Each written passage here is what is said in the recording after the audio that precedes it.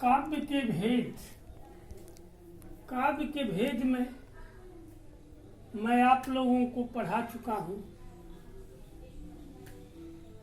अब महाकाव्य, खंड काव्य, मुक्तक काव्य, मुक्तक काव्य, मुक्तक काव्य के बारे में आज मैं आप लोगों को बताऊंगा। कुछ दिन विलंब जरूर हुआ है,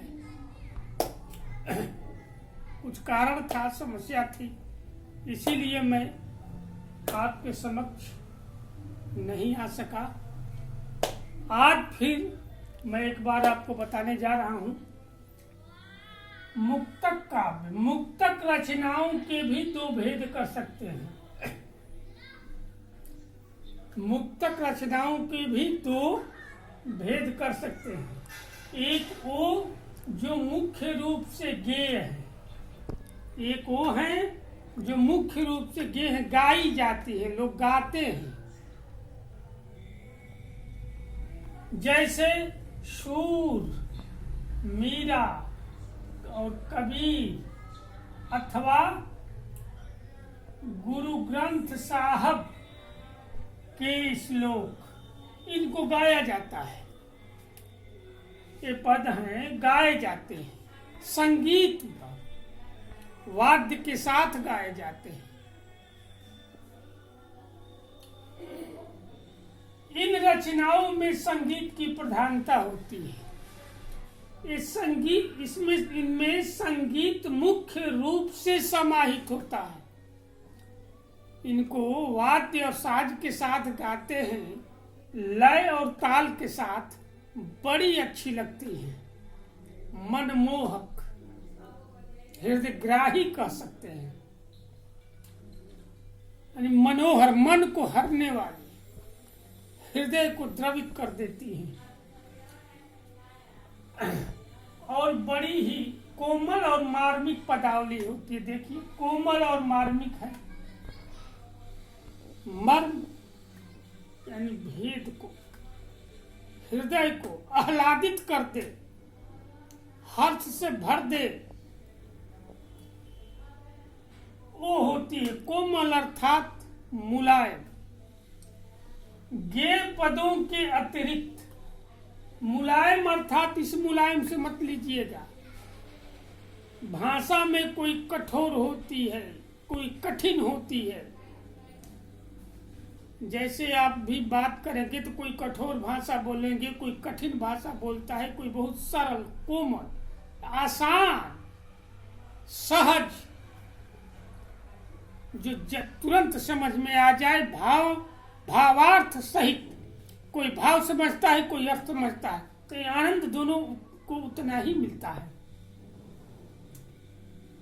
गेय पदों के अतिरिक्त विभिन्न विषयों पर लिखी हुई छोटी छोटी विचार प्रधान रचनाएं भी, इनके अलावा आप दूसरा देखिए, गेय पदों के अतिरिक्त अलावा विभिन्न कई विषयों पर लिखी हुई छोटी छोटी विचार प्रधान रचनाएं, जिनमें कवि की विचारों होती है, अपने विचार और भावों को समाहित करता है, वो भी मुक्तक काव्य की श्रेणी में आती है। वो भी मुक्तक काव्य की श्रेणी में आती है। किसी एक विषय पर 4-6 छंदों का समूह भी मुक्तक की श्रेणी में माना जाता है। 4-6 पंक्तियों का छंद भी मुक्तक की श्रेणी में माना जाता है। मुक्तक काव्य रचनाओं में शूर, मीरा, कबीर के पद जैसे हैं, या गुरु ग्रंथ साहब के श्लोक, इनको गाने वाले झूमने लगते हैं, नाचने लगते हैं, रोने भी लगते हैं, आनंद के आंसू हैं, उनके तक वो पहुंच जाते हैं, सुध बुध खो बैठते हैं साहब। आप पहचान नहीं पाएंगे, आप बगल में खड़े रहेंगे वो देख नहीं पाते, एहसास ही नहीं होता। ये है इनकी खूबियां। जैसे माना जाता है, जैसे रत्नाकर का भीमाष्टक, पंत जी का पतझड़, निराला जी का भिक्षु, दीन वह तोड़ती पत्थर, एवं तार सप्तक की रचनाएं भी मुक्तक काव्य की श्रेणी में आती है।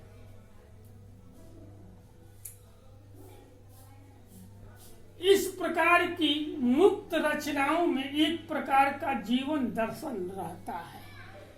मुक्त यानी किसी बंधन से मुक्त, अर्थात व्याकरण से के बंधन से मुक्त जो लिखी जाती हैं वही मुक्तक काव्य कहलाती है। इसमें व्याकरण का कोई मायने नहीं, रखे या न रखे कुछ भी, क्योंकि ये भाव प्रधान होती है, विचार प्रधान होती है, तत्व प्रधान होती है।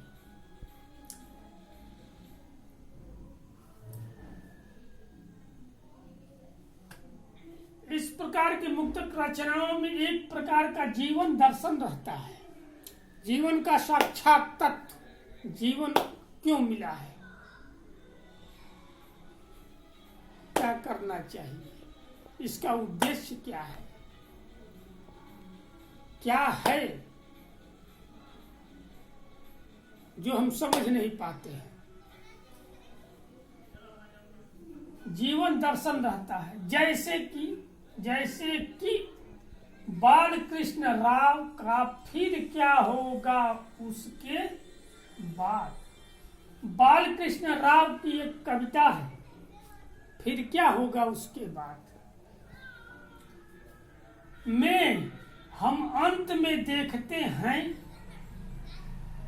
उस कविता के अंत में पढ़ेंगे तो देखेंगे कि है अनंत का प्रश्न तत्व, वह फिर क्या होगा उसके बाद। एक ऐसा प्रश्न है जिसका उत्तर ही आज तक नहीं हुआ, समय भी नहीं दे पाया, भविष्य नहीं दे पाया, वर्तमान नहीं दे पाया, तो भूत क्या देगा।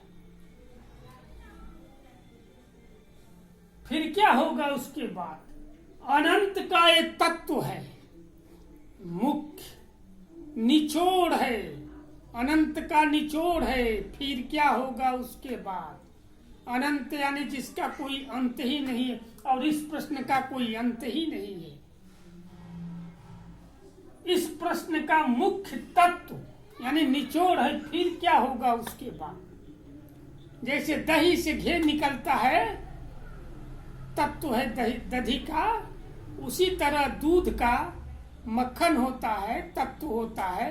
अगर मक्खन निकाल लिए तो दूध रह ही नहीं जाएगा। बहुत से लोग पीते हैं, खाते हैं, जो दूध कभी नहीं खाए हो तो कुछ भी पी लेते हैं।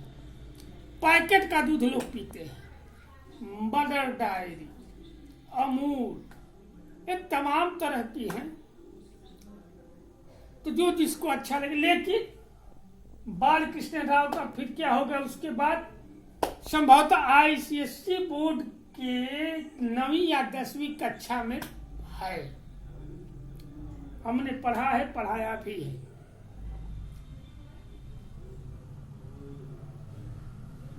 जीवन का अंत और प्रारंभ